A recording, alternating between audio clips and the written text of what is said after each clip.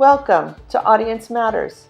This is the first in a series of 2 videos focused on considering audience in our composing process.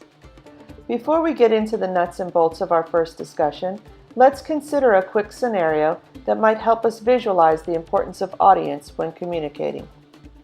Let's say you have just been in a very minor fender bender on your way to a super important exam. Nobody was hurt, and there were just minor damages to the vehicles involved.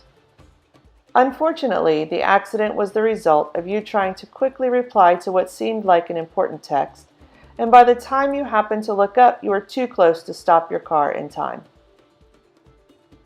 Once the police report was completed and your ticket was issued, you realized that you are not going to make it to your exam.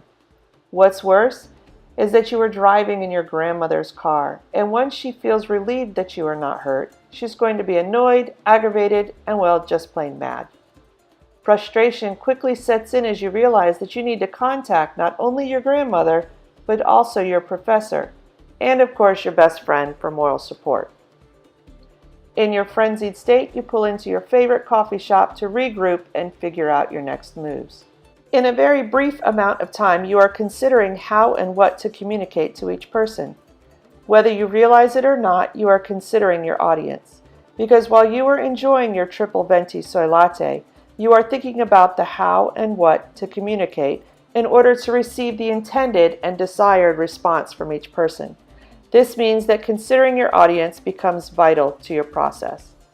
With that said, there are some questions you can ask yourself as you consider audience in your composing process. First, who is my audience? In other words, with whom am I trying to communicate specifically? What is my relationship with my audience? Remember, in this case, we are communicating with 3 different people: our professor, grandmother, and best friend. So along with that, we have to consider how the relationship would and should affect the language and tone. The greeting to your professor will take on a more formal tone and word choice than the possible mix of emojis, GIFs, and memes you might send to your best friend. The next aspect to consider is what is the best mode of communication. For example, you may not be able to reach your professor by phone, so you decide that emailing her is the quickest way to get in touch with her. Your grandmother rarely checks her email, so you decide a phone call is in order. And of course, the mode you communicate with your best friend most often is via text. Finally, as a result of this communication, what kind of response do you want? And along with that, how can you best appeal to that person to get that response? For example, when communicating with your professor, you would appeal to her on a professional level, clearly and succinctly explaining the situation, hoping that she will allow you to make up the exam. The phone call to grandma may take on a less formal, more emotional tone in hopes that she will be so overjoyed that you are safe, she will forgive and forget about the damage to her car. The text to your best friend might take on a more humorous tone, while perhaps suggesting a little stress relief activity after the crazy day. So why is this important? Think about the scenario we have been discussing.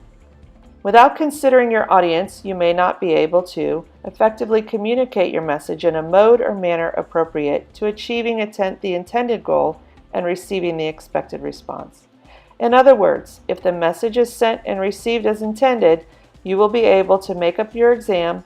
Grandma realizes that your safety is worth much more than her damaged car, and your best friend decides that you need a weekend away from the stress and invites you to an all-expense-paid trip to, well, you pick the destination. Want to know more?